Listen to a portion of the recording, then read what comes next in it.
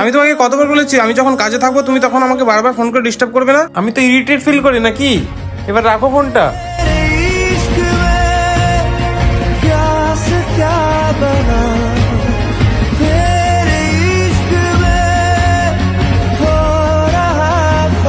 কি হয়েছে আবার? কাজ তো তোমার আগেও ছিল, তাও তুমি আমার জন্য সময় বের করতে। ব্যস্ত তো তুমি আগেও থাকতে, তাও কিছু না কিছু করে আমার জন্য টাইম তুমি ঠিকই বের করতে। কিন্তু এখন জানো তো, কেউ একজন ঠিকই বলেছিল, কোনো মানুষকে পাওয়ার আগে তার প্রতি যতটা কদর থাকে, তার প্রতি যতটা এফোর্ট থাকে, কিন্তু সেই মানুষটাকেই ঠিক পাওয়ার পরে তার কোনো আর ভ্যালুই থাকে না।